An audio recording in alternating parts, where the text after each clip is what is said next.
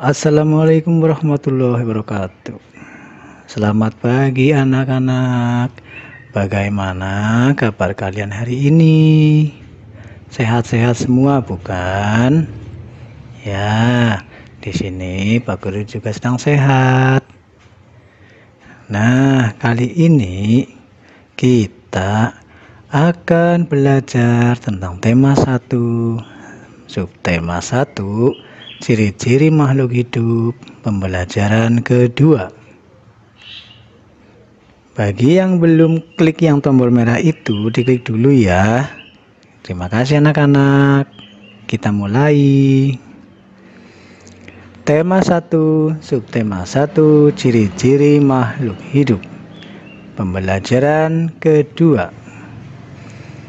Pembelajaran 1 yang lalu, kita sudah mengenal beragam makhluk hidup. Nah, sekarang kita melanjutkan lagi tentang ciri-ciri makhluk hidup yang kemarin. Makhluk hidup dapat bergerak dengan cara yang berbeda-beda. Nah, lihat di gambar ya. Manusia berjalan menggunakan kaki. Ikan berenang dengan sirip. Kalau cicak merayap di dinding. Nah, di sekitar kita banyak juga hewan-hewan yang bergeraknya berbeda-beda. Contohnya, ada yang punya kambing. Ya, kambing berjalannya menggunakan kaki. Ada ayam menggunakan kaki, sapi menggunakan kaki, dan yang lainnya masih banyak lagi. Nah, selain hewan dan manusia, tumbuhan juga merupakan makhluk hidup. Apakah tumbuhan juga bergerak? Ya, tumbuhan juga bergerak karena tumbuhan juga termasuk makhluk hidup. Kita jarang melihat tumbuhan bergerak karena kita tidak pernah mengamatinya setiap hari. Tumbuhan bergeraknya saat mengalami pertumbuhan dan saat perubahan cuaca, serta pada saat menerima rangsang dari luar.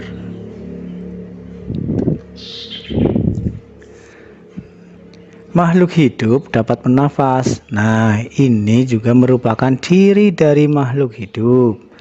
Alat pernapasan makhluk hidup berbeda-beda. Kalau manusia bernapasnya menggunakan paru-paru. Ikan bernapas dengan insang. Nah, apakah tumbuhan juga bernapas anak-anak? Ya, tumbuhan itu bernapas karena makhluk hidup. Lihat di gambar, itu ada daun. Tumbuhan bernapasnya lewat daun. Itu ada stomata atau mulut daun di permukaan daun.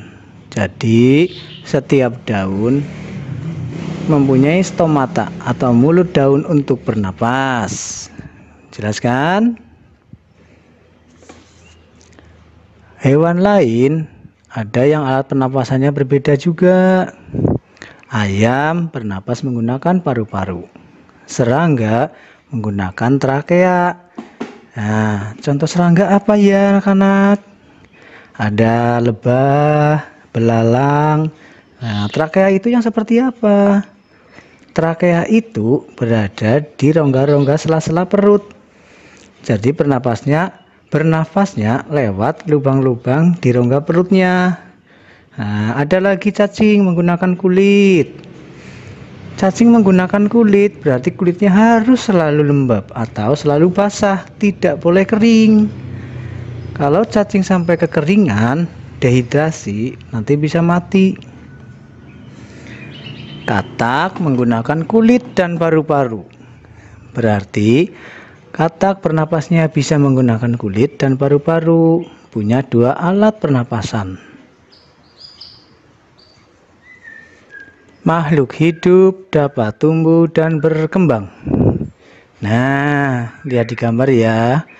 Ada bayi menjadi anak kecil, menjadi anak-anak, menjadi anak remaja, lalu dewasa. Di sebelahnya juga ada perkembangan ayam.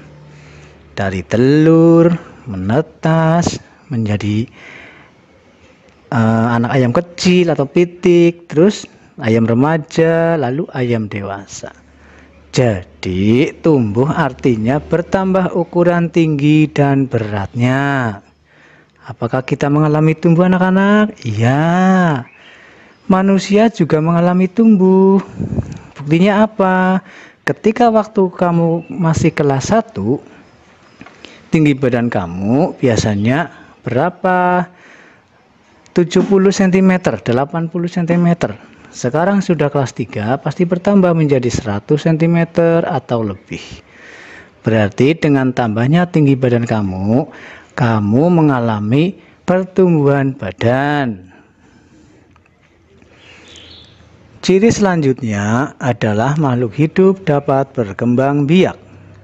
Cara berkembang biak makhluk hidup berbeda-beda.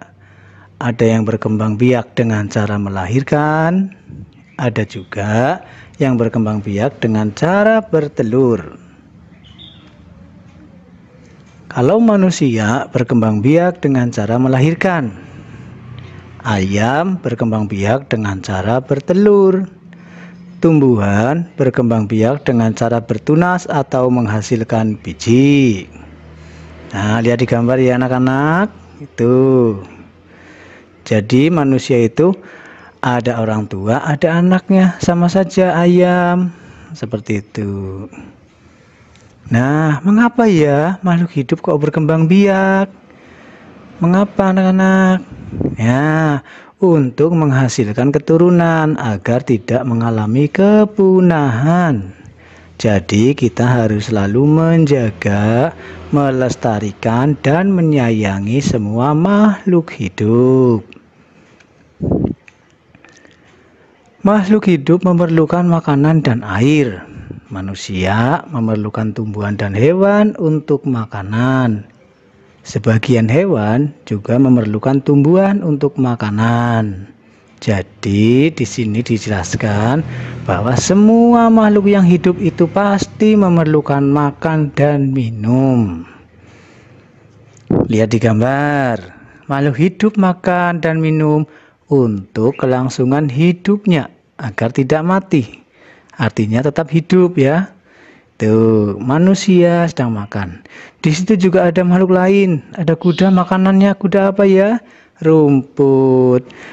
Di situ ada seorang anak perempuan sedang menyiram bunga. Kenapa menyiram bunga? Karena bunga itu adalah tumbuhan. Tumbuhan itu memerlukan minum, yaitu harus disiram dengan air. Nah, berarti tumbuhan juga harus membutuhkan makanan minum. Tapi bagaimana tumbuhan makan? Bagaimana caranya ya? Apa yang dimakan tumbuhan itu? Tumbuhan makan menggunakan akar tumbuhan yang berada di dalam tanah. Nah, apa saja yang dimakan oleh tumbuhan? Akar-akar di dalam tanah menyerap zat hara di dalam tanah. Zat hara itu berasal dari sisa tumbuhan atau hewan yang sudah mati dan membusuk. Juga berasal dari pupuk tumbuhan yang digunakan oleh para petani. Nah, selanjutnya, makhluk hidup peka terhadap rangsang. Kepekaan makhluk hidup terhadap rangsang berbeda-beda. Jika kita melihat sinar matahari atau sinar yang menyilaukan lainnya dengan cepat, kita akan menutup mata kita. Nah, berarti kita sebagai manusia peka terhadap rangsang yang mengarah ke mata kita. Tumbuhan juga, daun putri malu akan menutup daunnya jika disentuh. Ada yang sudah pernah mencoba anak-anak menyentuh daun putri malu? Iya, di sekitar kita banyak sekali ya. Kapan-kapan kita coba. Buah pada pohon pacar Cina akan meletus jika disentuh. Nah, itu buah apa ya? Itu di sekitar kita banyak, itu di pekarangan belakang rumah ya. Pohon pacar Cina. yang disebut pohon pasar Cina. Itu tumbuhnya hijau kecil. Itu buahnya kalau disentuh meletus. Ya, kapan-kapan kita akan cari di sekitar rumah kita ya anak-anak. Ada lagi binatang, landak. Ada yang tahu landak? Ya, landak itu yang berduri. Kalau landak itu disentuh, itu durinya langsung mengembang. Serat. Nah, ada kaki seribu atau kelabang. Kaki seribu ini akan menggulung badannya jika disentuh. Misalkan disentuh, langsung menggulung seperti obat nyamuk. Lihat di gambar itu ya. Nah, sekarang kita akan belajar membuat sebuah kalimat dengan sebuah kata. Contohnya Pak Guru punya kata ayam. Nah, kalimatnya seperti ini. Pak Tono memelihara ayam di belakang rumahnya. Nah, sekarang coba kalian berlatih membuat kalimat dengan kata-kata ini ya. Ada kata berkembang biak, bernapas, makanan, bergerak, dan tumbuh. Manusia adalah makhluk hidup yang paling sempurna. Manusia dapat melakukan gerak dengan bermacam-macam cara. Bisa berjalan, berlari, dan melompat. Kita melakukan gerakan setiap hari agar tubuh kita selalu sehat dan berkeringat, agar badan selalu segar untuk kesehatan kita. Berarti namanya kita berolahraga. Ayo kalian coba melakukan gerakan ini agar tahu namanya ya. Lakukan dengan pelan-pelan dan hati-hati di tempat yang aman dan luas. Ada gerakan yang pertama yaitu berjalan ke kiri. Ya, kita coba ya, berjalan ke kiri. Sudah bisa? Ya, kita coba yang lain, berjalan ke kanan. Ya, sudah bisa lagi. Berjalan ke depan. Nah, lalu berjalan ke belakang. Semua gerakan jalan ini kita lakukan setiap hari karena kita memang melakukan kegiatan ini setiap hari walaupun kita tidak mengingatnya. Nah, itu tadi contoh gerakan yang dapat kita lakukan setiap hari agar tubuh kita selalu sehat dan segar.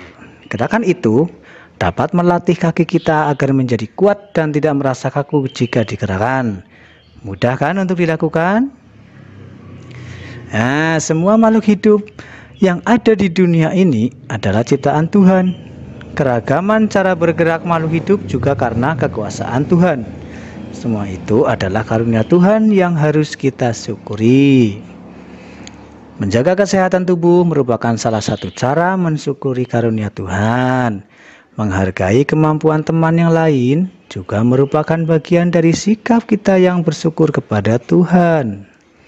Ya anak-anak, jadi tidak boleh saling menghina sesama teman atau orang lain, jelas ya? Nah, dengan kita bersyukur kepada Tuhan, kita termasuk sudah mengamalkan Pancasila, yaitu sila pertama. Bagaimana bunyinya? Bunyinya adalah ketuhanan yang Maha Esa. Nah, yang dengan lambang gambarnya bintang. Lambang ini menunjukkan bahwa bangsa Indonesia menyatakan kepercayaan dan ketakwaan terhadap Tuhan yang Maha Esa. Taat terhadap perintah Tuhan dilaksanakan dengan selalu menjalankan perintah Tuhan dengan baik. Selain itu, juga harus saling menghargai kepercayaan orang lain. Nah, maksudnya begini anak-anak. Jadi kita sesama makhluk hidup atau sama manusia tidak boleh saling menyakiti, harus saling menghargai, ya, saling menghormati. Walaupun berbeda agama, beda suku, beda kulit, beda tempat tinggal, tapi kita adalah satu, yaitu makhluk yang diciptakan oleh Tuhan Yang Maha Esa. Nah, bersyukur adalah berterima kasih dengan semua yang diberikan Tuhan. Sikap selalu bersyukur adalah salah satu contoh pengamalan sila pertama Pancasila. Nah, sekarang Pak Guru punya tugas selanjutnya ya anak-anak. Ini tugasnya. Apa saja hal yang dapat kamu lakukan untuk mensyukuri keragaman makhluk hidup? Nah, jawabannya ditulis di buku tulis ya. 3 saja. Nah, dari pembelajaran yang tadi kita dan anak-anak sudah dapat mengerti bahwa saling menghargai sesama makhluk hidup adalah kewajiban dan kita selalu bersyukur kepada Tuhan Yang Maha Esa. Ya, sekian dulu ya anak-anak ya. Sampai jumpa lagi. Tetap semangat belajar ya agar kamu menjadi pintar.